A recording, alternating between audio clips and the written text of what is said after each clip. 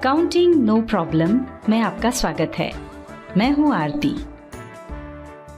आगे बढ़ने से पहले हमारी आपसे प्रार्थना है, कृपया सोचें, आप डेटा एंट्री ऑपरेटर यानी बाबू बनना चाहते हैं या अकाउंटेंट? आप टैली का अधूरा ज्ञान प्राप्त करना चाहते हैं या उसके विद्वान बनना चाहते हैं? यदि आप अकाउंटेंट या विद्वान बनना चाहते हैं तो हमारा आपसे निवेदन है, इस वीडियो सीरीज की सभी वीडियोस को एक एक करके क्रमानुसार ही देखें। वीडियोस को क्रमानुसार देखने के दो तरीके हैं। पहला है हमारी वेबसाइट द्वारा और दूसरा हमारे YouTube चैनल की प्लेलिस्ट द्वारा। टैली के इस वीडियो सीरीज के आज के अध्याय में आप जानेंगे लेजर क्या है तथा जर्नल से लेजर में पोस्टिंग कैसे की जाती है। पिछली वीडियो में हमने जर्नल क्या है, इसमें ट्रांजैक्शन कैसे रिकॉर्ड करते हैं, ये बताया था।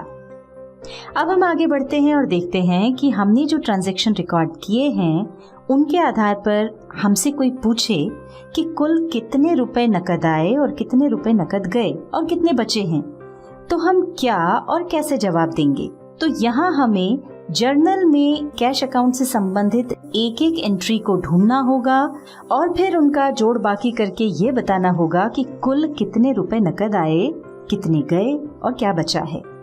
इस तरह की जोड़ बाकी या हिसाब किताब से बचने का स्थायी समाधान है कि हमने जर्नल में जो ट्रांजैक्शन एंट्रीज की हैं उन्हें छांटकर यानी उन्हें क्लासिफाई करके उनकी पोस्टिंग संबंधित अकाउंट में कर दें।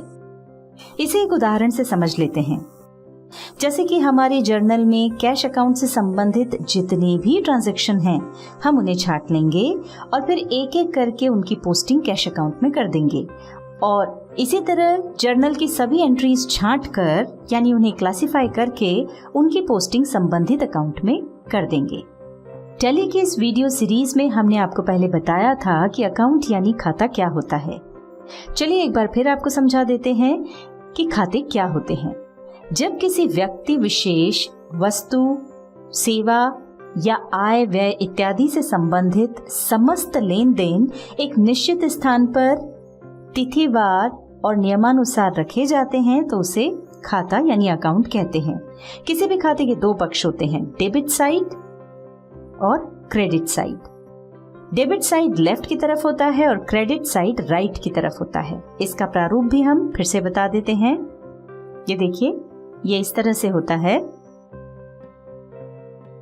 जब बहुत सारे अकाउंट किसी पुस्तक में रखे जाते हैं तो उस पुस्तक को लेजर कहते हैं और हम अपने सभी खातों को एक स्थान पर बना रहे हैं तो ये स्थान हमारा लेजर कहलाएगा। हमारी पहली एंट्री कैपिटल अकाउंट से संबंधित है तो पहले हम कैपिटल अकाउंट बना लेते हैं। ये देखिए, हमारा कैपिटल अकाउंट बन गया है। अब हम देखते हैं कि जर्नल में कैपिटल अकाउंट से संबंधित कितनी एंट्रीज हैं।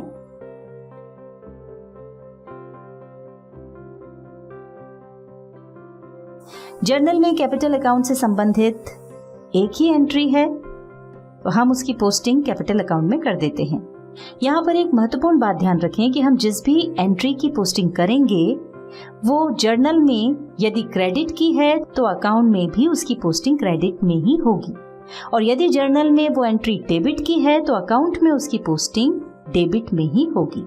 ये देखिए, हमारी पहली एंट्री में कैपिटल अकाउंट 1 लाख रुपए से क्रेडिट हुआ है और हम जिस अकाउंट में पोस्टिंग करने जा रहे हैं उसका नाम भी कैपिटल अकाउंट है।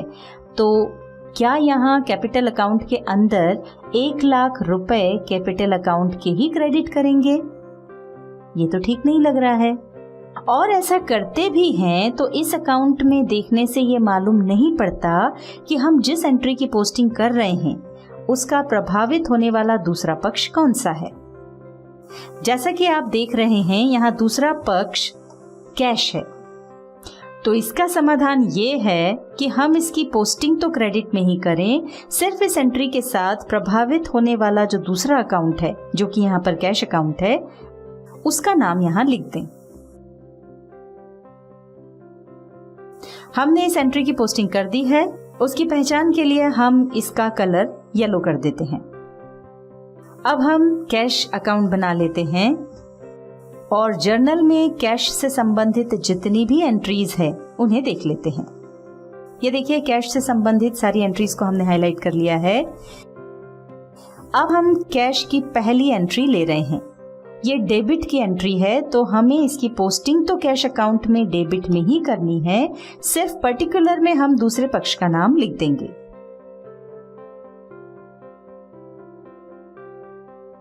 इसी तरह कैश अकाउंट से संबंधित बाकी सभी एंट्रीज हम कर लेंगे।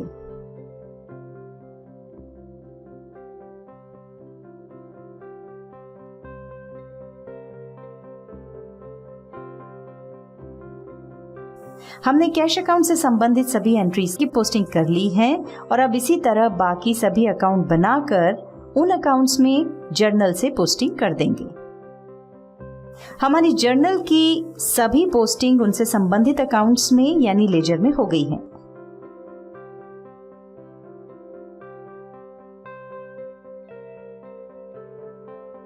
अब हम एक बार देख लेते हैं कि कोई एंट्री छूटी तो नहीं है। ये देखिए, यहाँ पर सभी ट्रांजैक्शन पीले दिखाई पड़ रहे हैं, यानी सभी पोस्टिंग हो गई है। अब हम इन सभी अकाउंट्स के दोनों पक्षों की जोड़ लगा लेते हैं, साथ ही दोनों पक्षों का डिफरेंस भी निकाल लेते हैं। यही डिफरेंस इन अकाउंट्स का बैलेंस कहलाता है। देखिए, कैपिटल अकाउंट में एक ही एंट्री है, इसका मतलब यही इसका बैलेंस है।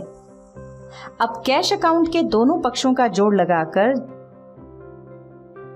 जिस ओर का टोटल ज्यादा है उसमें से कम वाला अमाउंट घटा देते हैं। ये इस खाते का बैलेंस आ गया है। इस तरह अब हमसे कोई कैश अकाउंट के बारे में पूछे तो हम बता सकते हैं कि हमारे पास कुल 1,75,000 रुपए आए, जिसमें से 88,100 रुपए चले गए और 86,900 रुपए शेष हैं। अब हम इसी तरह जोड़ बाकी करते हुए नीचे की ओर बढ़ते हैं। ये देखिए, यहाँ पर परचेस अकाउंट में 2 एंट्रीज है, इन दोनों की जोड़ ही इस खाते का बैलेंस कहलाएगा।